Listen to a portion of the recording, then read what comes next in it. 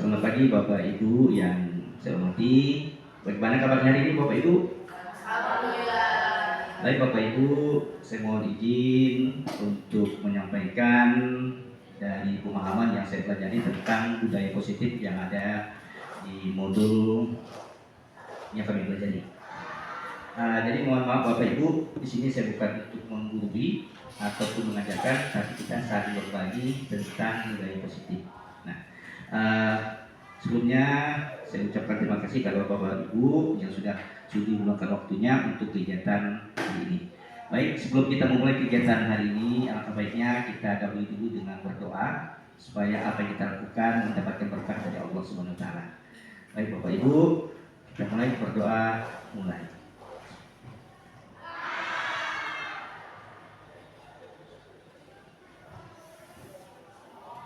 Doa selesai. Baik Bapak Ibu, untuk mempersingkat waktu kita langsung saja ke materi inti. Jadi di sini Bapak Ibu, saya sebagai salah satu calon guru penggerak, kami itu mempelajari tentang budaya positif. Nah di sini kami akan menjabarkan pemahaman yang saya pahami tentang budaya positif ini. Baik Bapak Ibu, kita mulai dulu dengan budaya positif. Apa itu budaya positif? Nah tentunya kan kita sudah mengetahui baik secara bahasa maupun ini, budaya positif adalah merupakan budaya yang merupakan upaya untuk menciptakan suasana lingkungan belajar yang kondusif, aman, bebas, tidak kalau bebas ini kan terhindar dari pembulian, terhindar dari kekerasan dan sebagainya. Itulah yang dinamakan sebagai budaya positif. Nah, dalam budaya positif ini banyak yang akan kita kupas. Nah, terutama berkaitan dengan tindakan-tindakan disiplin yang akan kita lakukan. Nah, kenapa kita mempelajari tentang budaya positif ini? Budaya positif ini sangat penting bagi kita karena dengan belajarnya budaya positif ini kita dapat mengendalikan emosional kita. Nah, selama ini kan kita pada saat kita belajar, kita mengajar, baik saya maupun Bapak Ibu kan kita sering menemukan siswa-siswa yang bermasalah. Apakah itu siswanya sering datang terlambat atau tidur dalam kelas, kadang-kadang membuat kita jengkel, bahkan sampai emosi. Nah, bahkan kalau seperti saya dulu sering sampai menendang meja. Kalau saya dulu sampai meja itu melayang di muka mereka. Nah, tapi itu saya hindari. Nah, begitu saya masuk di SMA 4, saya mulai merubah yang dulu 100% saya ubah jadi 180 derajat, berubah total. Yang dulu ganas sekarang jinak. Pak Edi lebih tahu. Nah, jadi dalam budaya positif ini Bapak Ibu ada beberapa hal yang akan kita bicarakan. Yang pertama, budaya positif ini adalah merupakan perwujudan dari nilai-nilai dan keyakinan universal yang diterapkan di sekolah. Nah, di sini ada namanya nilai-nilai. Nilai-nilai itu merupakan nilai kebajikan. Nilai kebajikan itu ada disiplin, kemudian ada tanggung jawab, ada rasa percaya diri, kemudian ada kejujuran, amanah. Nah, yang jelas itu berdasarkan profil pelajar Pancasila. Nah, semuanya masuk di situ. Termasuklah gotong royong, kolaborasi, dan inovatif, kreatif itu masuk dalam kegiatan ini. Nah, kemudian dalam menciptakan budaya positif, guru perlu menerapkan berbagai nilai-nilai positif untuk menciptakan lingkungan yang nyaman untuk belajar. Nah, memang benar Bapak Ibu, kalau seandainya kita belajar dalam kondisi yang tertekan, tidak bebas, itu rasanya sulit. Sangat susah kita paham. Nah, seandainya kita contohlah seperti kita dulu sebagai kita siswa, seperti kita masih belajar di sekolah. Nah, begitu kita lihat guru yang killer, kita akan seperti kelas yang mati, kelas yang dingin. Kita pernah merasakan semuanya. Nah, apalagi kalau kita ngajar sekarang, kita gunakan hal-hal seperti itu. Nah, suasana kelas akan menjadi mati. Seperti saya kan mengajar matematika. Saya mengajarkan dengan cara seperti itu, dengan cara yang kaku, dengan cara yang boleh katakan itu diktator seperti itu, maka kelas itu akan terasa mati. Kita tanya, paham? Ya. Tahu? Ya. Tidak bisa? Ya. Nah, itu yang kita hindari. Nah, disinilah kita belajar tentang menguasai tentang emosional yang kita kuasai. Walaupun kita sehari-hari kita emosional, tapi harus bisa kita kendalikan. Nah, kemudian di sini ada juga namanya keyakinan. Keyakinan sini adalah merupakan seperti kita membuat aturan-aturan yang ada di dalam kelas. Nah, cuma bentuknya lebih simpel. Nah, biasanya kan kita untuk memberikan pelajaran, kita selalu membuatkan memberikan kesepakatan kelas sebelum kita memberikan pelajaran. Biasanya akan dilakukan pada saat awal semester. Itu masuk awal kita buat dulu kesepakatan. Nah, kalau masuk kelas umpamanya kita melakukan siswa datang tepat waktu. Nah, siswa tidak boleh keluar kelas sebelum habisnya jam pelajaran. Itu dikatakan sebagai kesepakatan kelas. Nah, kalau keyakinan kelas itu lebih disingkat lagi, lebih efisien. Tidak dijabarkan satu-satu tapi masukkan. Dalam keyakinan kelas itu ada namanya keadilan, keberagaman, kemudian gotong royong, kerjasama dan sebagainya. Itu yang dimasukkan dalam keyakinan. Nah, baik. Kemudian cakupan dalam budaya positif ini itu ada 5. Itu yang pertama ada namanya konsep disiplin positif, kemudian keyakinan kelas, pemenuhan kebutuhan dasar manusia, posisi kontrol, dan segitiga restitusi. Yang pertama yaitu tentang konsep disiplin positif. Nah, tentunya Bapak Ibu kita semua sudah mengetahui tentang disiplin positif. Kalau disiplin pasti arahnya itu adalah merupakan suatu tindakan. Kalau seandainya siswa melanggar disiplin, maka akan suatu tindakan yang akan kita lakukan. Nah, contohnya seperti seandainya guru piket, ya kita piket ternyata siswa datang terlambat. Itu kan sudah melanggar suatu disiplin. Nah, disitulah kita diuji bagaimana cara kita menguasai emosional kita. Nah, apakah kita akan melakukan sesuai dengan aturan-aturan yang berlaku atau berdasarkan dari segi positifnya. Nah, itu yang kita terapkan. Nah, kemudian kalau keyakinan kelas, tadi kita membuat aturan tapi yang lebih simpel. Kemudian pemenuhan kebutuhan manusia, kita akan diarahkan nanti melihat dasar-dasar apa yang diperlukan oleh siswa, sehingga kita bisa menguatkan pada mereka bahwa yang mereka lakukan adalah seperti ini, seperti itu. Nah, kemudian posisi kontrol. Nah, di sini kalau posisi kontrol adalah kita sebagai guru harus bisa mengontrol apa harus kita lakukan saat kita menemukan siswa bermasalah. Nanti apakah akan kita hukum, apakah akan kita pantau, apakah akan kita jadikan teman, apakah sebagai manajer dan sebagainya. Kemudian segitiga restitusi itu merupakan suatu cara atau langkah yang kita tempuh untuk menyelesaikan suatu masalah. Nah, baik Bapak Ibu, kita jelaskan satu persatu. Nah, di sini langkah awalnya adalah dalam menumbuhkan budaya positif di sekolah, yaitu menerapkan disiplin positif. Menerapkan disiplin positif artinya kita menerapkan aturan-aturan yang sudah kita sepakati di sekolah. Nah, sekolah kan tentu kan sudah punya aturan, punya tata tertib sekolah. Siswa tidak boleh datang terlambat. Siswa tidak boleh mengeluarkan baju saat jam pelajaran atau saat berada di sekolah. Siswa tidak boleh merokok. Nah, pada budaya positif ini Bapak Ibu, yang kata tidak itu sebenarnya tidak lagi diperkenankan. Tidak boleh lagi menggunakan istilah tidak. Tapi harus diganti dengan kata-kata yang lebih humanis. Nah, seandainya seperti tadi kan, siswa tidak boleh datang terlambat. Nah, itu harus diganti jadi siswa datang tepat waktu. Nah, seperti itu, diganti seperti itu.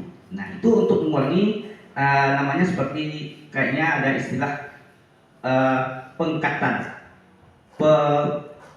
pemutusan seperti itu. Nah, waktu kan tidak boleh sama sekali. Nah, tapi kita gunakanlah aturan yang baik.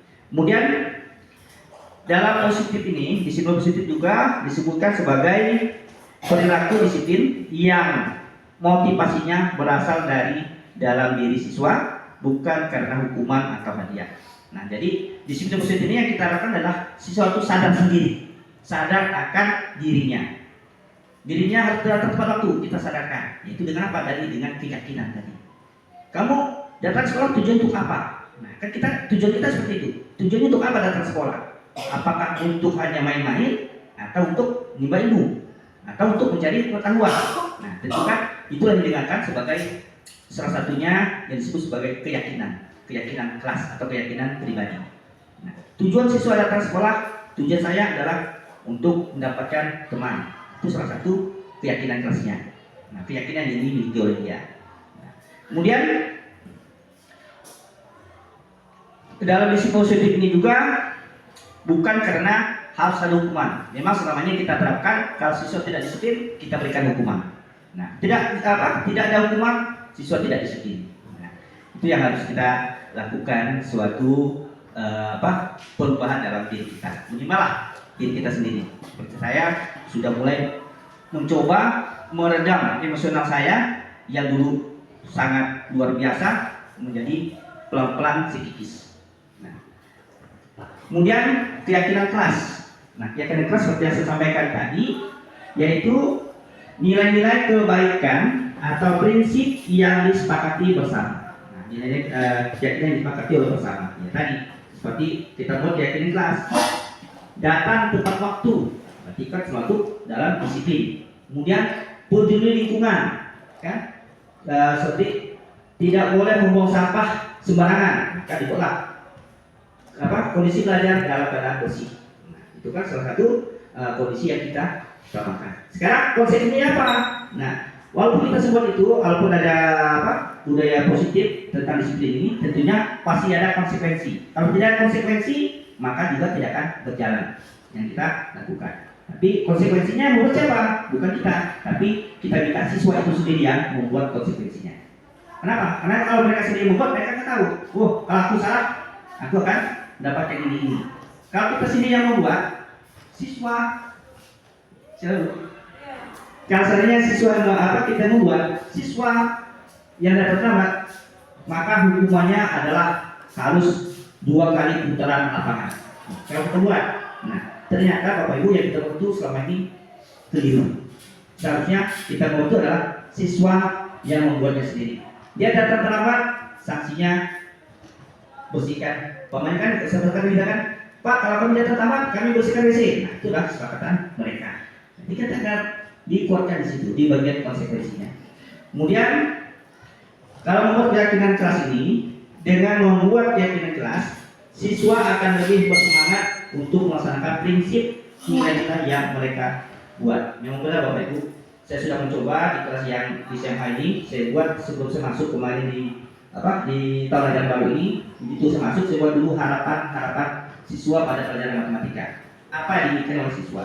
Ternyata begitu awal pertama kali saya masuk ke sini, yang saya ajarkan itu terlalu cepat, bicara saya terlalu cepat. Kemudian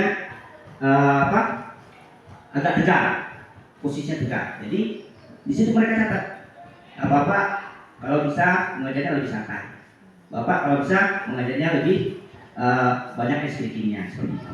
Nah, jadi saya buatlah seperti itu. Saya baca, maka saya coba terapkan satu persatu. Nah, ternyata Bapak Ibu hasilnya di kelas 11 ini lumayan. Mereka bisa berinteraksi dengan saya, tidak malu-malu, tapi tetap patuh dengan aturan dan etika yang berlaku di kelas. Itu sopan santun. Nah, saya selalu menerapkan keyakinannya itu tentang sopan santun di dalam kelas. Nah, itu yang kita gunakan. Nah, kemudian pemenuhan dasar manusia. Nah, ini yang sangat penting Bapak Ibu, perlu kita betul-betul kita pahami dari siswa kita tentang kebutuhan dasar manusia. Nah, dalam kebutuhan dasar manusia ini itu diambil diuji oleh seorang peneliti ahli psikolog. Itu ada 5 dasar kebutuhan yang harus dipenuhi oleh manusia. Pertama, kebutuhan bertahan hidup. Kedua, kebutuhan akan kasih sayang dan rasa diterima. Ketiga, kebebasan. Keempat, kesenangan. Kelima, penguasaan. Nah, kalau seandainya yang pertama, kebutuhan bertahan hidup, itu artinya adalah kebutuhan kita itu kan berarti perlu makan, perlu minum, perlu tidur. Nah, itu bertahan hidup, tempat tinggal dan sebagainya. Nah, kalau kita lihat seandainya siswa di sini ternyata di kelas mereka tuh sering makan, begini, berarti di rumah mereka ada kekurangan satu kebutuhan itu, mungkin di rumahnya belum sarapan dan sebagainya. Nah, kan pada saat kita umpamanya belajar kan, kita belajar tahu ada yang makan, kan ada walaupun makan permen itu kan namanya sudah makan juga. Nah, itu berarti ada salah satu kekurangan yang ada pada siswa tersebut. Apakah itu memang sengaja atau tidak? Nah, kemudian kebutuhan akan kasih sayang dan merasa diterima. Nah, kasih sayang, kita bisa lihat kan biasa di kelas ada siswa yang sering manja-manja dengan kita. Nah, pokoknya macam-macam lah, macam-macam model. Kasih sayangnya mau diperhatikan, kadang-kadang mereka bergaya, mau perhatikan sambil pakai lipstik. Kadang-kadang pernah juga saya temukan berdua pelajar saya pakai lipstik, pakai ini. Tujuannya apa? Tujuannya adalah mencari perhatian. Itu ingin rasa diterima. Mungkin di lingkungan keluarganya atau lingkungan kehidupannya jarang diperhatikan anak ini. Jadi dia itu ingin diperhatikan di sekolah. Nah, itulah yang harus kita kuatkan. Nah, saat mereka di sekolah, mereka harus memakai yang sederhana, bukan mencolok. Nah, kalau kita pakai mencolok, nanti itu bukan identik untuk pelajar, tapi untuk ibu-ibu. Nah, saya selalu menjelaskan seperti itu pada anak-anak. Kalau seandainya kalian mau pakai lipstik tebal-tebal, silakan. Tapi nanti kalian pakai tante. Kalau mau, silakan. Sederhana, tapi berbekas di hati. Nah, tidak kita ambil. Kemudian kebebasan. Nah, kebebasan. Jadi Bapak Ibu, kebebasan di sini adalah kita terus mengajak anak itu bebas untuk menentukan bagaimana cara mereka belajar. Nah, selama ini kan kita lihat Bapak Ibu dalam kita mengajar, kita kan sering lihat anak didik kan kadang-kadang tidur dalam kelas kan ya, tidur kadang-kadang sambil ngomong sambil ini dan sebagainya. Nah, itu sebenarnya ada kebutuhan yang kurang. Salah satunya adalah kebebasan belajar. Kita bisa cek di situ. Kenapa mereka sampai tidur? Nah, saya pernah menanya dengan anak, itu makanya masuk harapan siswa. Ternyata anak itu bosan dengan pola kita mengajar. Selalu kita mengajarkan secara monoton. Kita selalu mengajarkan yang di kelas saja. Mereka itu pengen berada di luar kelas, pengen berada di lapangan terbuka. Nah, ternyata selama ini mereka itu tidak bebas, tertekan dalam kelas. Belajarnya harus monoton terus seperti itu. Kemudian gitu di kelas kita harus tekan terus. Nah, kan kita tekan. Siswa tidak boleh ini, tidak boleh itu. Siswa harus ikut apa kata saya. Nah, seperti itu. Nah, itu namanya kita sudah menekan siswa. Maka siswa itu dikatakan sudah tidak bebas. Tidak bebas berekspresi. Nah, jadi mereka tuh begitu masuk di kelas, mau bertanya pun takut. Rasa takut-takut, rasa sungkan ada di hati mereka. Nah, jadi Bapak Ibu, saya juga menerapkan pada siswa saya, mulai saya coba pada saat saya memberikan pelajaran saya. Biasanya kalau kita untuk pelajaran kelompok, kita selalu membagi waktu, membagi kelompok-kelompok mereka. Nah, tapi kalau sekarang saya coba tidak lagi saya harus menentukan satu kelompok 5 orang, satu kelompok 6 orang, tidak lagi seperti itu. Jadi saya buat hanya silakan kalian boleh bekerja sama dengan temanmu, boleh berdiskusi dengan temanmu, dan boleh juga berdiskusi dengan saya. Nah, saya mengucapkan seperti itu ya. Ternyata Bapak Ibu, setelah kita ucapkan seperti itu, mereka dengan sendirinya membentuk kelompok. Dengan sendirinya mereka membentuk kelompok. Ada 2 orang, ada 3 orang, ada 5 orang, sesuai dengan teman-teman yang mereka sukai. Nah, itulah yang kita harapkan seperti itu. Jadi itulah bebas menentukan. Jadi tidak lagi kita tentukan. Kalau dulu kan kita tentukan kelompok ini kamu harus dengan ini, dengan itu. Tujuan kita untuk keadilan. Mereka dapat yang pintar, dapat yang mereka sukai. Ternyata seperti itu mengengkang bagi mereka. Nah, itu harus kita pelan-pelan harus kita maksimalkan. Kemudian kesenangan. Nah, kesenangan kita bisa lihat Bapak Ibu, siswa di kelas biasanya itu kan sering jahil pada temannya, sering usil dengan temannya, kadang-kadang sepatu temannya disembunyikan. Nah, saya juga kadang-kadang dulu kalau masih di sekolah lama, ya kalau menghukum siswa hanya saya sanksi saya ambil satu sepatu satu sebelah sepatu sambil sebelahnya mereka pakai. Nah, itu namanya sudah merupakan suatu kebutuhan yang kurang. Itu kesenangan. Kita senang melihat mereka pakai satu sebelah. Itu namanya kita kekurangan kesenangan kita tidak ada di situ. Kebutuhan kita kurang. Jadi itu harus kita betul-betul kita pahami pada siswa itu mengalami kekurangan untuk kesenangan ini. Nah, jadi harus kita tanamkan pada anak didik kita untuk selalu menginginkan tentang kesenangan. Nah, kalau belajar kita dalam kelas, kita dalam keadaan tertekan, mereka tidak akan berasa enak belajarnya. Nah, kalau kita mengajarkan dengan cara yang lembut, yang mudah, maka akan senang dalam kelas. Itulah yang akan membuat kelas kita jadi hidup. Nah, hidup di sini bukan berarti kita harus membebaskan anak sebebas-bebasnya, tapi bebas secara aturan. Nah, seperti itu. Kemudian penguasaan. Nah, penguasaan di sini adalah mereka tuh bisa menguasai pembelajaran dengan baik. Nah, jadi kalau seandainya pembelajaran yang kurang baik, maka harus kita tingkatkan. Jadi di sini penguasaan adalah berarti mereka tuh harus bisa memahami konsepnya. Walaupun seandainya mereka salah-salah itu tidak masalah. Nanti kita konsep seperti itu. Nah, ini yang katakan sebagai kebutuhan tadi, kebutuhan bertahan hidup. Nah, yaitu kebutuhan yang bersifat psikologis untuk bertahan hidup, misalnya kesehatan, rumah, dan makanan. Nah, kemudian kompetensi psikologis ini meliputi kebutuhan akan perasaan aman. Nah, itu kebutuhan hidup. Kemudian kebutuhan akan kasih sayang. Nah, kalau kebutuhan kasih sayang ini yaitu meliputi kebutuhan akan hubungan dan koneksi sosial, kebutuhan untuk memberi, menerima kasih sayang, kebutuhan untuk merasa menjadi bagian dari suatu kelompok. Nah, dalam kebutuhan ini juga meliputi keinginan untuk tetap terhubung dengan orang lain seperti teman, keluarga, pasangan hidup, teman kerja, hewan peliharaan, dan kelompok di mana kita tergabung. Nah, kemudian kebebasan. Kalau kebebasan ini kebutuhan untuk bebas, akan mandiri, otonomi, memiliki pilihan, dan mampu mengendalikan arah hidup seseorang. Nah, jadi pernah Bapak Ibu, kebebasan ini saya tanpa sengaja menemukan anak yang belajar di kelas saya. Mereka belajar kelompok duduk lesehan. Saya tidak pernah menyuruh mereka tuh untuk lesehan di mana. Mereka silakan hanya terserah mau bagaimana cara kalian belajar. Ternyata ada yang duduk di bawah meja. Mungkin mereka tuh merasa aman, tenang mungkin seperti itu belajarnya. Ada sambil tiarap, sebiarkan, nggak apa-apa, sebiarkan. Karena kan kita dalam pembelajaran kan bebas anak itu menentukan pilihan.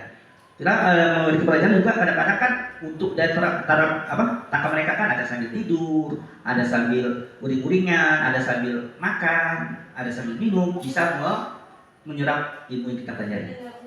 Iya, kadang-kadang sambil dengar musik yang yang kira-kira dapat meningkatkan aura kita juga merupakan suatu yang harus kita kuasai ini. Sedangkan artinya itu kebutuhan untuk mencari kesenangan, bermain dan tertawa. Nah, ini kesenangan yang kita inginkan. Banyak kita temukan nanti kita kadang-kadang kan sering lucu di kelas, kadang-kadang kita ngomong langsung nyetuk ya, bu ini. Nah, itu sebenarnya mereka tuh kurang akan kesenangan. Nah, maupun di rumah mereka selalu ditekan, jadi tidak senang dengan ini. Namanya mau ini, tapi selalu diarahkan kamu coba ini harus ini yang kamu ikuti. Nah, itulah yang dikatakan seperti ini. Nah, kemudian penguasaan. Penguasaan ini berhubungan dengan kekuatan untuk mencapai suatu, menjadi kompeten, menjadi terampil, diakui atas prestasi dan keterampilan kita. Nah, ini kan kita penguasaan ini.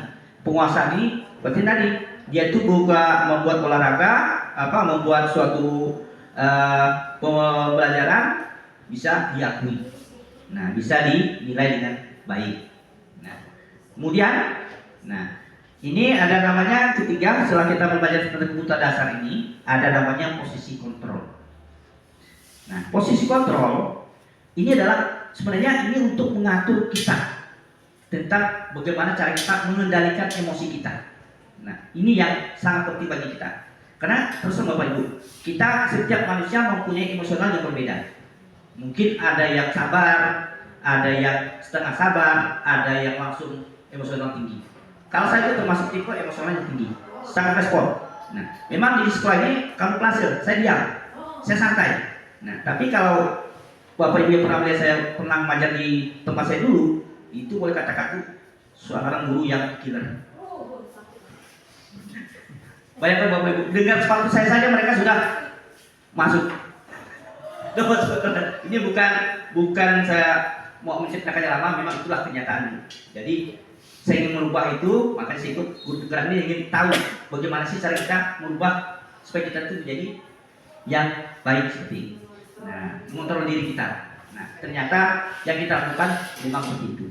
Dalam menerapkan budaya positif, guru berperan sebagai pemantau perilaku siswa. Guru itu berperan sebagai pemantau siswa. Nah, jadi guru bertanggung jawab dalam mengarahkan dan menuntun siswa ke jalan yang benar saat melakukan perilaku yang menyimpang. Nah, jadi apabila ada siswa yang menyimpang, maka kita harus mengendalikan mereka. Nah, contoh tadi, di kelas ternyata siswa itu banyak keluar kelas. Kalau kita belajar keluar kelas. Nah, disitulah posisi kita untuk mengontrol mereka. Bagaimana cara kita mengontrolnya tanpa harus memberikan hukuman, tanpa harus memberikan sanksi yang berat dan tidak menekan mereka. Nah, kalau saya kemarin di kelas, saya hanya cukup mengatakan jaga sikap sopan santun, etika, perhatikan etika dalam kelas. Itu ya. Ternyata alhamdulillah lumayan, mulai berkurang. Awalnya di kelas A yang saya masuk ini 11A, itu belajar saya sering izin QC, satu izin QC, satu izin QC. Itu satu orang saya kalau izin QC paling lama itu 5 menit, ternyata sampai setelah data.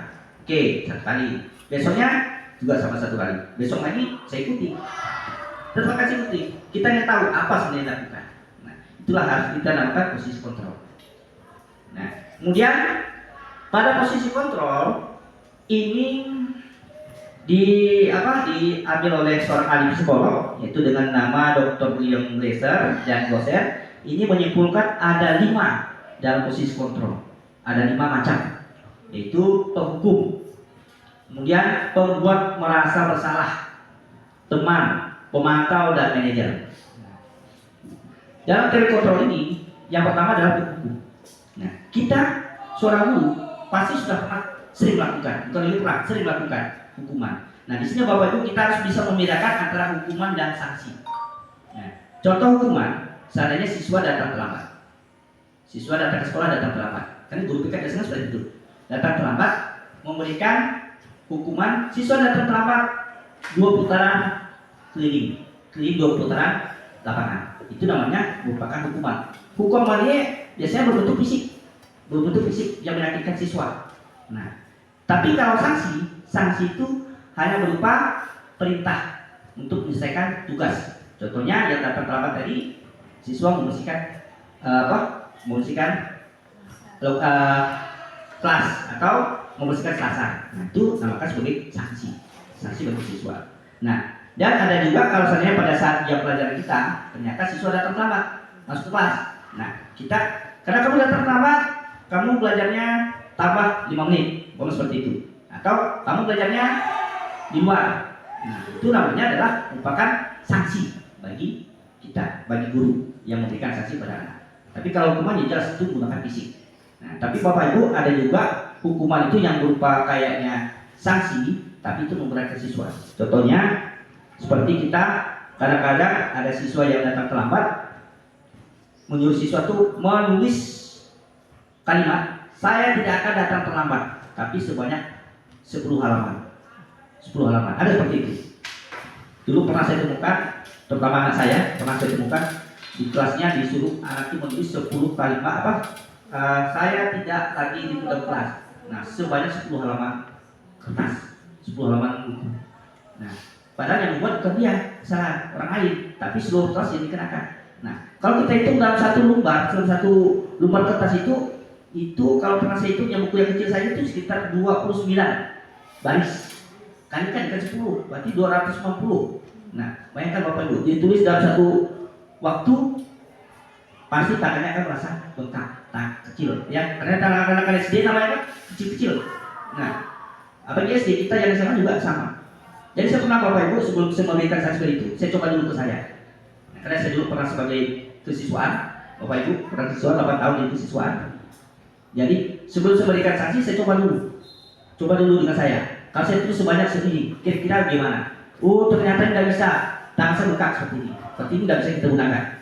Nah, karena Bapak Ibu dulu untuk membuat aturan di kelas, membuat di sekolah tuh, saya pernah membuat aturan di sekolah, tapi harus digunakan juga sanksi yang berlaku. Tata tertibnya sanksi yang kita buat, apa langkah-langkah kita lakukan seperti itu. Nah, kemudian selain penghukum tadi ada namanya pembuat merasa bersalah. Kalau membuat merasa bersalah ini Bapak Ibu, ini kadang-kadang yang kita lakukan seperti seandainya kita menekan siswa ini, seolah-olah siswa itu yang merasa bersalah. Kita buat kamu gara-gara kamu ini, jadi semuanya berantakan. Gara-gara kamu ini semuanya jadi kacau. Nah, itu namanya kita membuat merasa bersalah pada anak didik. Nah, kan kadang-kadang kan kita membuat suatu kita kasihkan mereka kepercayaan. Nah, seandainya perpisahan seperti itu. Perpisahan kita jadikan dia sebagai ketua pelaksana. Ternyata begitu pelaksana waktu kita geladi bagus. Ternyata begitu pelaksanaan kacau, acaranya kacau. Nah, pasti kita akan langsung dulu gara-gara kamu tidak datang, gara-gara kamu sendiri tidak mengikuti meeting. Jadi akhirnya kita berantakan. Nah, kita akan merasa tertekan. Nah, kalau merasa tertekan pasti akan menyebabkan dia tidak akan tidak akan sempurna belajarnya. Kemudian ada namanya teman. Kalau teman ini itu kita tuh mengajak menjadikan murid itu sebagai teman. Nah, menjadikan murid sebagai teman. Ada positif, ada negatifnya. Nah, yang segi positifnya karena murid kita ikat teman, kita mudah mengajak siswa untuk mengikuti apa yang kita inginkan. Tapi sisi negatifnya, apabila kita menyuruh yang menyuruhnya bukan kita, nah maka anak itu belum tentu akan mau mengikut apa yang kita inginkan. Nah, contohnya saja, seandainya kita di sekolah ini kita ingin karena tadi siswa itu adalah kita anggap sebagai teman, kita ingin minta bawakan ini seperti sound system nih, seperti saya lakukan tadi, mereka langsung mau. Nah, tapi apabila yang menyuruhnya adalah bukan orang yang temannya atau yang tidak mereka sukai, maka dengan sangat berhati mereka tidak akan menerima itu, bahkan langsung lari. Nah, seperti itu. Nah, kemudian ada lagi pemantau. Nah, pemantau tadi seperti tadi, mereka kuisi, kita lihat apa sih sudah lakukan kuisi. Nah, mereka datang tamat, kita lihat. Nah, pemantau posisi ini lah biasanya Bu, seperti kita mengingatkan kembali tentang aturan-aturan berlaku di sekolah. Kamu tahu aturan itu apa? Selamat, ya kan? Kamu tahu aturan kita sekolah ini bagaimana? Kalau seandainya kamu melakukan pelanggaran merokok di sekolah, nah, itu namanya kita sebagai pemantau. Kalau manajer ini kita sebagai sebagai penyelamat lah, Bapak Ibu. Jadi itu yang akan kita gunakan adalah sebagai posisi manajer. Karena dalam manajer ini kita akan bisa mengontrol anak didik kita tanpa harus menggunakan menggunakan fisik pada anak. Nah, karena memang ada positif dan negatifnya. Tapi alangkah baiknya kalau seandainya kita coba di posisi manajer ini. Baik. Nah, ini tadi yang penghukum tadi. Nah, kalau penghukum tadi seperti yang disampaikan, biasanya guru itu akan menyebutkan patuhi aturan saya tetap awas, seperti itu.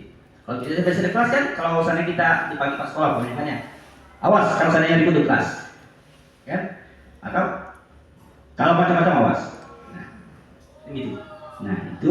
Kemudian kamu selalu saja salah, seperti itu. Kemudian selalu pasti, selalu yang terakhir selesai. Nah, seperti itu. Itu namanya penghukum. Kemudian kalau pembuat bersalah, ibu sangat kecewa sekali dengan kamu. Itu bisa kecewa. Karena tadi kita buat suatu event, nah ternyata itu tidak melaksanakan sesuai dengan yang kita inginkan. Nah kan, jadi kita selalu mendekatkan mereka gara-gara kamu tadi. Jadi semuanya berantakan. Kita sangat kecewa dengan ini. Nah, berapa kali Bapak harus memberikan kamu ya, memberitahu kamu dan sebagainya. Kemudian untuk teman, ya seperti ini. Ayo ingat tidak bantuan Bapak selama ini. Nah itu yang kita gunakan.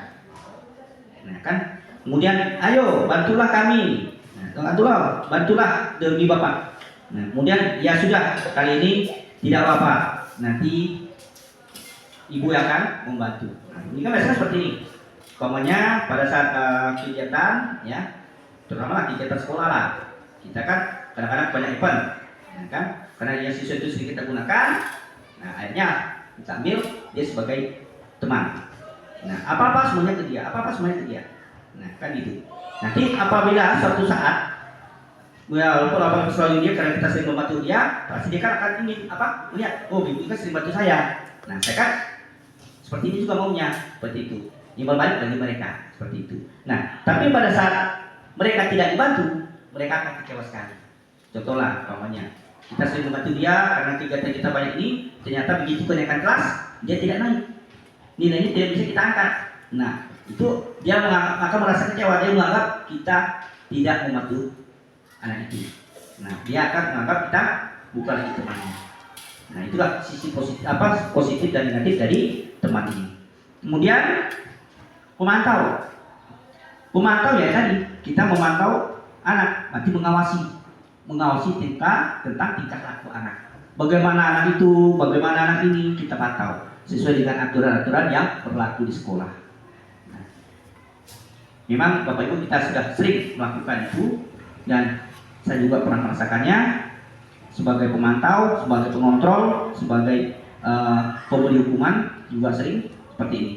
Nah, seorang pemantau sangat mengandalkan penghitungan, catatan, data yang dapat digunakan sebagai bukti atas perilaku seseorang.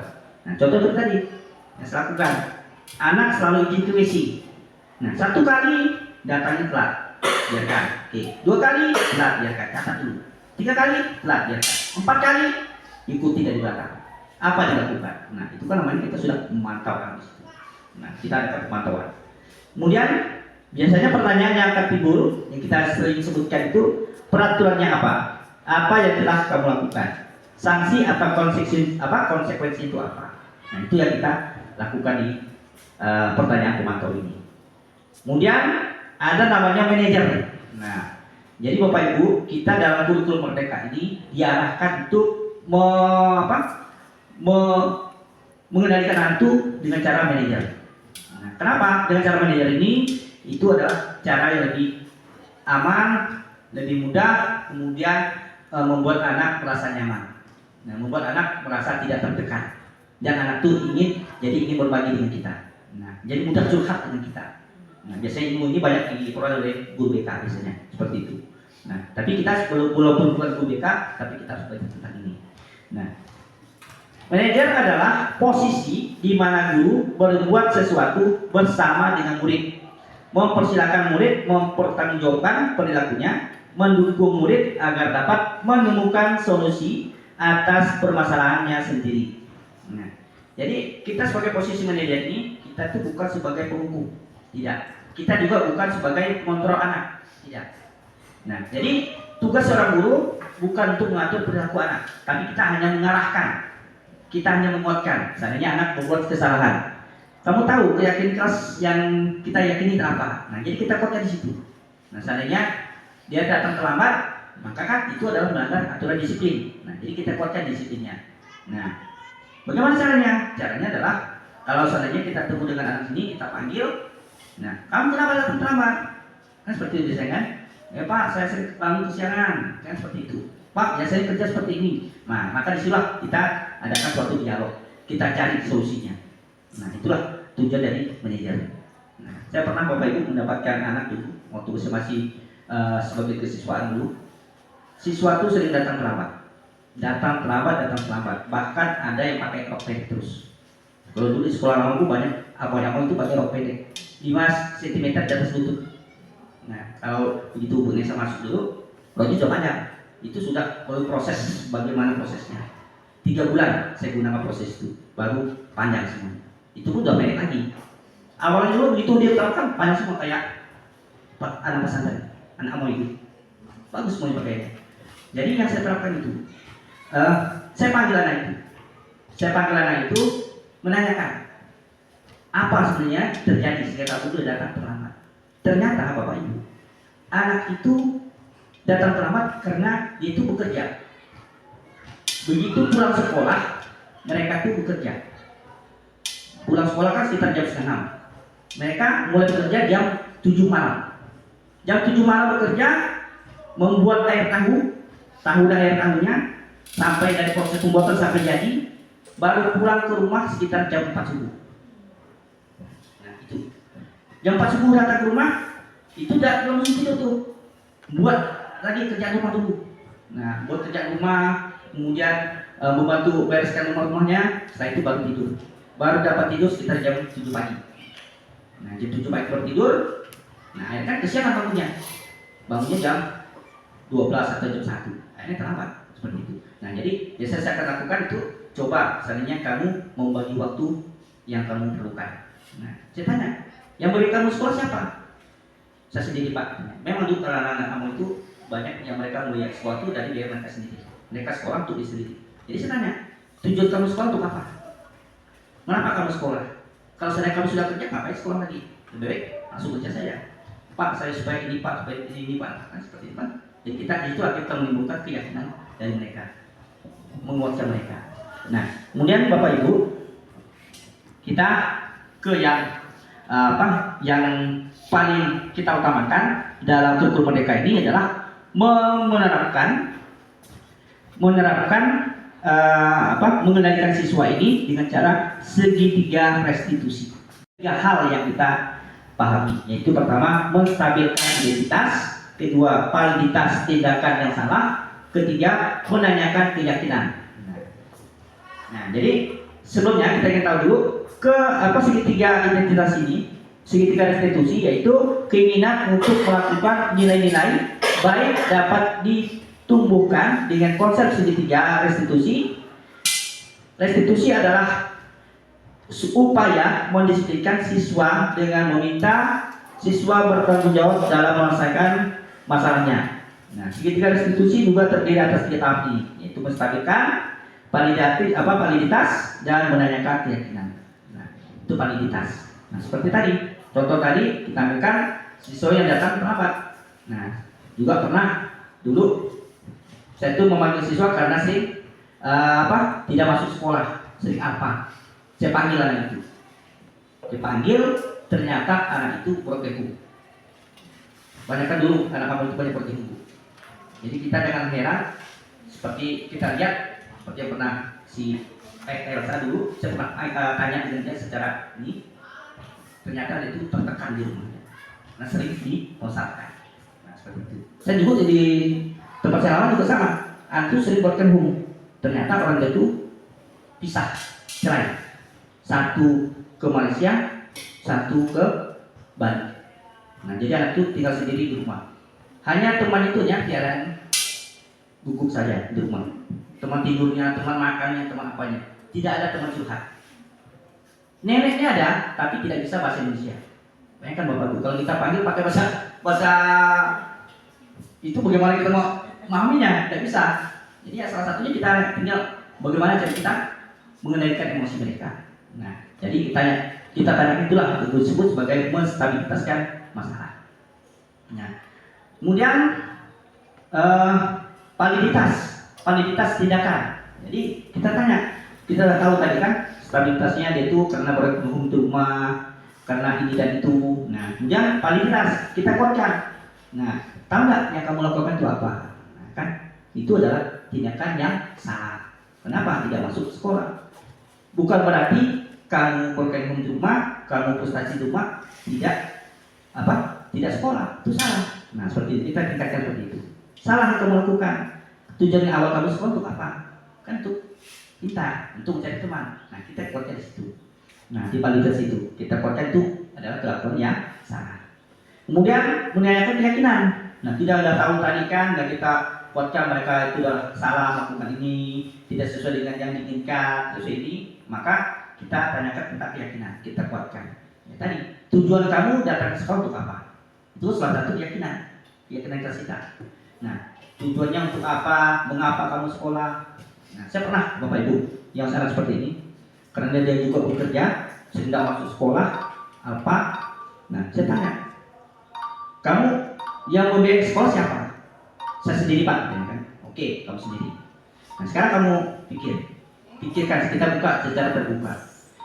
Seandainya kamu hitung dari kelas 10 sampai dengan kelas 12, kita di sekolah swasta.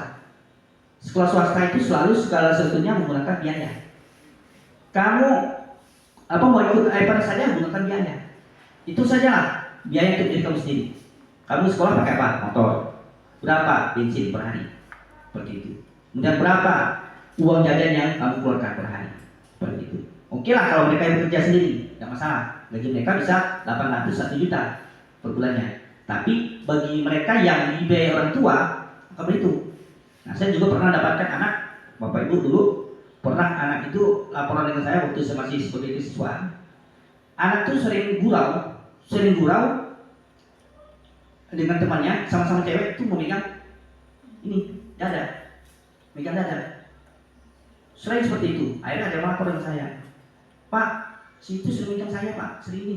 Akhirnya saya panggil anak itu, karena dulu di BK sana ada jalan Bu, BK kami ada jalan, ke masalah siswa yang jalan, yang aktif. Nah, saya panggil. Ini saya panggil itu juga ada kata pertama yang kan terpisah.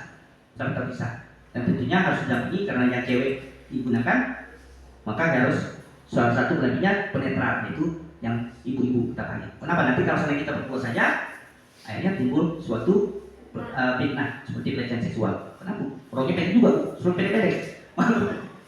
Kalau pendek-pendek kan masih ini. Jadi saya tanya, ini kenapa seperti ini?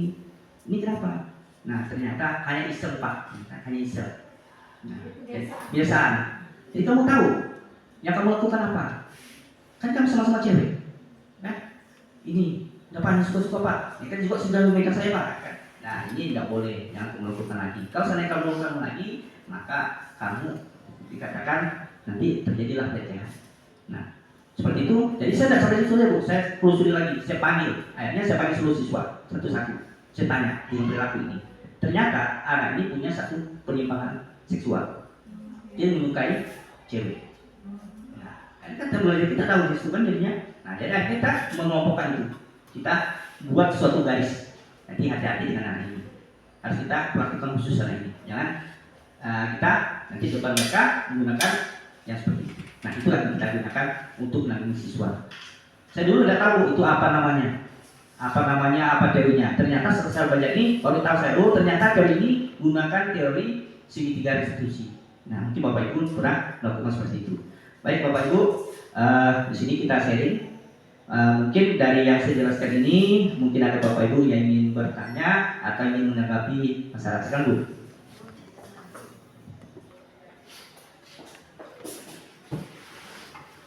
Assalamualaikum warahmatullahi wabarakatuh. Ini sekedar sharing aja. Saya punya anak nih Pak Dayat, baru pindah lagi sekolah. Jadi waktu di sekolah barunya itu dia tidak ngerjakan PR. Sedangkan saya baru masuk grup itu, termasuk baru lah masuk grup kelas. Nah di grup itu juga tidak ada pemberitahuan kalau anak saya ada PR. Jadi dia disuruh tulis, saya tidak akan lupa mengerjakan PR atau apa. Nah itu anak saya bilang itu suruh buat itu sebanyak 4 lembar yang dicabut di tengah. Kan? Nah saya sebagai orang tua, karena apalagi saya sudah belajar ini ya, rasanya tidak cocok gitu kan. Tidak cocok. Saya tanya ke wali kelasnya. Saya tanya, dia bilang, enggak Bu, kita cuma suruh 1 kali. Sedangkan anak saya bilang 4 kali. Nah waktu itu sampai nangis-nangis nih berayak mata. Sampai tengah malam kan, saya tidak akan bolak-balik kan, lumayan. Terus saya bilang udah 1 aja buat. Hari itu rupanya dikerjakan 1. Terus hari Jumat anak saya tidak mau masuk. Saya bilang ya udah nggak usah masuk, saya juga mungkin salah membiarkan anak saya tidak masuk ya. Terus hari Seninnya dia tetap tuh ngoyong menyelesaikan 4 lagi, jadi 5. Saya bilang sebelum hari Kamisnya saya bilang udah dikasihkan belum? Belum Bapak, tidak ada. Kenapa dikerjakan lagi? Kan Mama udah nanya, itu cuma 1 kali aja. Enggak, Pak Guru bilang 4 kali gitu dia bilang. Jadi dibuatlah dan saya biarkan. Terus tidak lama 2 minggu kemudian dihukum lagi. Tulis, saya berjanji tidak akan ribut di dalam kelas. Saya tanya, Dedek buat apa? Enggak, kena hukum 1 kelas semua. Nah, saya ini bingung, apa yang harus saya lakukan, ngomong ke wali kelasnya ini seperti apa? Karena ketika orang tua komplain ini tidak semua orang guru itu bisa terima. Takutnya nanti merasa ibu nih guruin saya, ngajarin saya gitu. Terus kalau saya mau ngadap kepala sekolah, karena saya udah pengalaman juga, pernah di anak saya itu yang perempuan saya ngadap kepsek. Dan itu ngadap kepsek, ceritanya saya agak keberatan, ada pengumpulan dana itu 120 untuk beli kursi. Dan yang saya kecewa itu ketika kepsek nanya siapa nama anak ibu, gitu. Padahal saya cuma bilang kenapa tidak kenapa ada pungutan biaya, apakah tidak ada kursi lagi gitu kan, sejenis itulah. Dan anak saya yang perempuan bilang gini, Mama jangan sikit-sikit komplain, dia sikit komplain. Jadi di SD ini saya bingung, apa yang harus saya lakukan? Soalnya 2 kali dan anak saya kan menulis hal yang seperti itu kan. Menurut Pak Dayat nih, saya sebagai orang tua memijatinya bagaimana lah. Saya bingung nih, kalau saya ke sekolah ngomong sama wali kelasnya gimana ya, tanggapannya gimana, karena sedikit banyak ketika orang tua komplain itu nanti ada sedikit sensi gurunya gitu, atau saya terlalu berburuk sangka.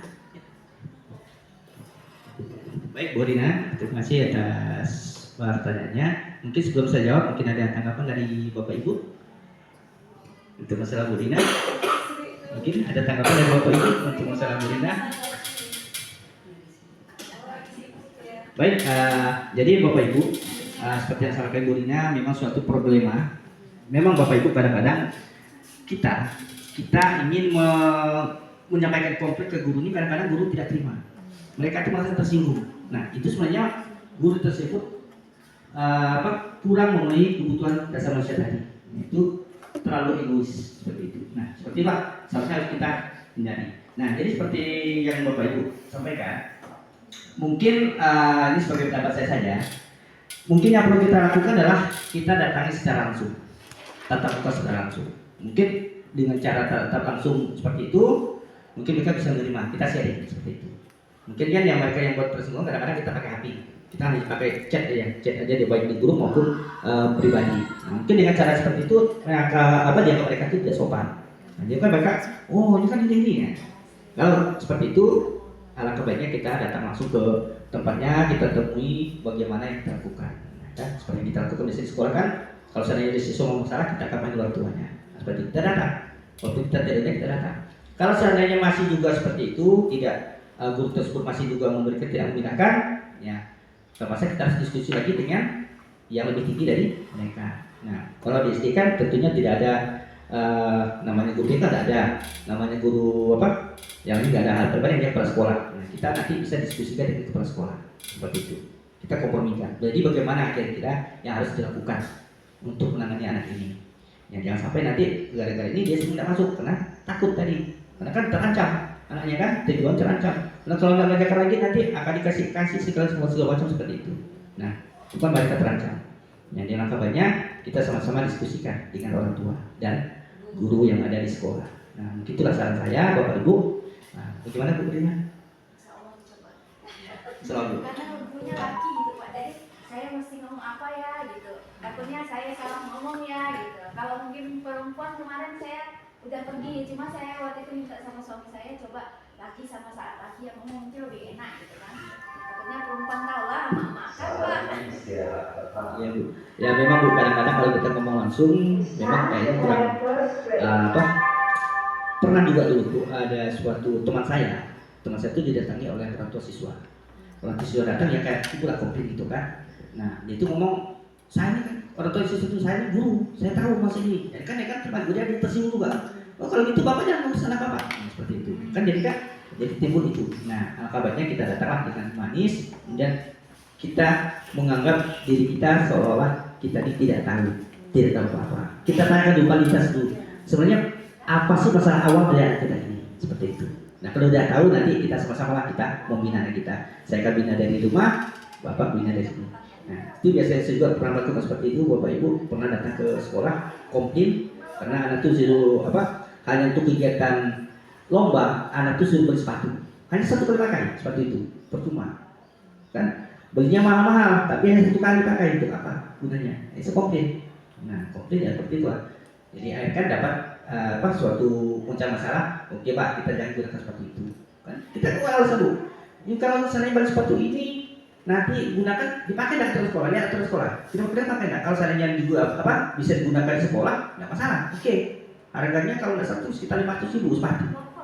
Nah, kan sepatu yang bagus Bu, yang tidak mudah koyak kan itu. Kalau seandainya kita belikan hanya satu kali pakai, besoknya tidak lagi digunakan tuh, atau sekolah dipakai sekolah pun tidak bisa, kan cuma membuang uang mubazir. Nah, kalau begitu.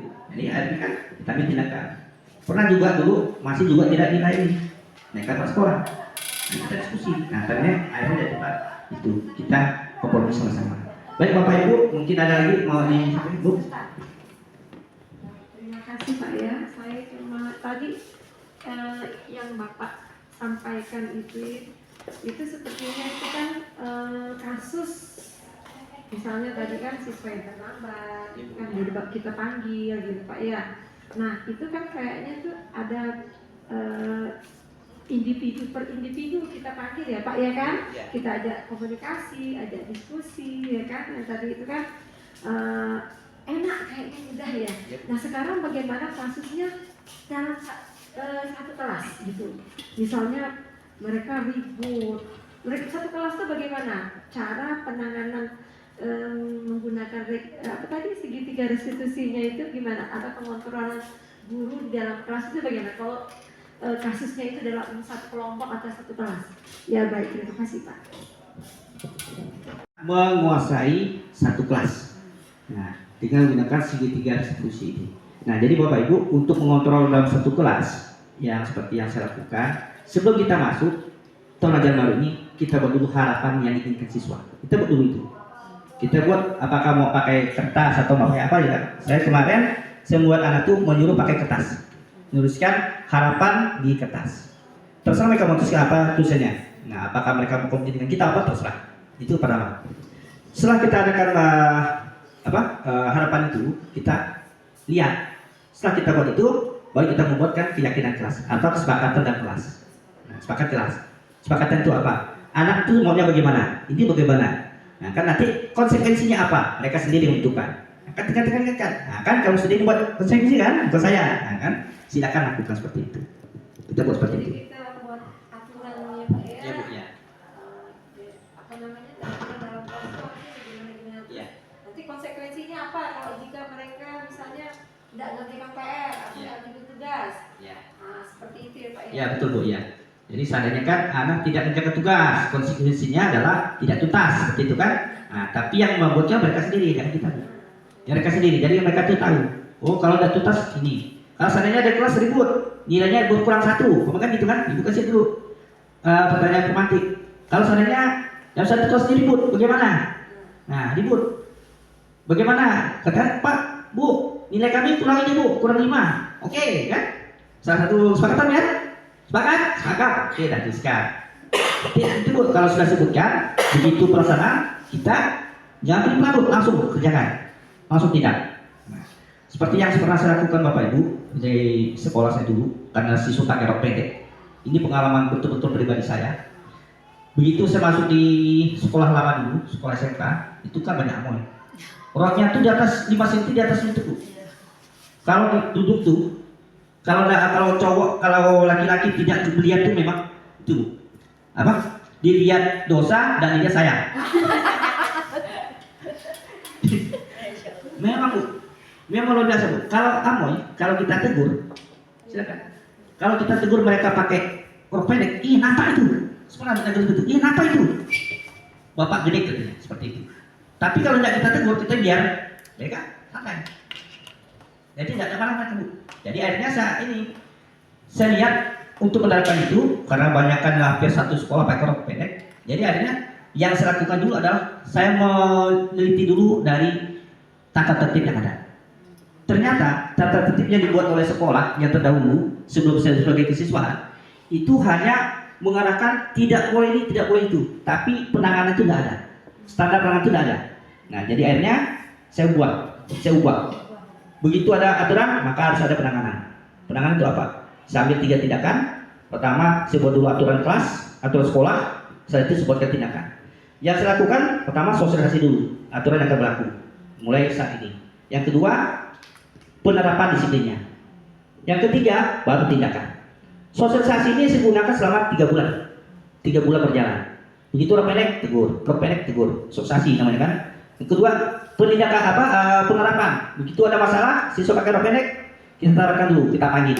Nah, kalau biasanya tegur biasa aja, ini panggil satu-satu ke dalam. Kita ingatkan secara pribadi. Jadi saya ingatkan Bapak Ibu, saya panggil, kamu cewek, saya cowok. Nah, kalau saya kamu rok pendek, duduk sembarangan. Saya lihat terus gimana? Apa perasaanmu? Enak nggak? Nggak enak Pak, tanya kan? Nah, kenapa nggak enak? Karena Bapak lihat terus saya ini. Nah, itu merupakan suatu ini kan? Nah, tidak enak kan ya kan? Seperti itu. Nah, saya laki-laki normal. Kalau melihat seperti itu terus, nanti bisa terjadi suatu pelecehan. Nah, pelecehan seksual. Nah, kalau seandainya kamu dilecehkan, gimana? Mau nggak? Nggak mau Pak, dipikir-pikir nggak mau Pak. Makanya ubah rokmu menjadi panjang. Nah, akhirnya situ saya buat rok paling pendek 5 cm di bawah lutut. Saya buat kemarin bukan 5 cm tapi 10 cm di bawah lutut. Ukur Bu. Nah itu dalam rangka penerapan. Nah kemudian setelah saya penerapan itu kurang lebih 2 bulan saya jalankan. 2 bulan terakhir baru kita gunakan konsekuensi tindakan disiplin. Betul-betul saya tindak. Siswa yang bermasalah saya tidak lagi banyak ngomong, tapi langsung panggil buka akunnya. Langsung ambil tim dari dari kesiswaan untuk membuka rok mereka. Pakai silet dibuka, diputas semuanya. Pokoknya dapat itu satu langsung putas, buka. Masih juga pendek, kurang lebih banyakkan sepatunya lepas. Nah, besok juga sama gitu, lepas. Juga masih tidak mau mengindahkan, maka tadinya adalah panggil orang tua. Seperti itu dilakukan. Nah, ternyata alhamdulillah Bapak Ibu, setelah saya terapkan kurang lebih 3 bulan berikutnya aman mereka banyak lakukan. Bahkan pernah ada siswa itu sampai di bawah mata kaki amoy.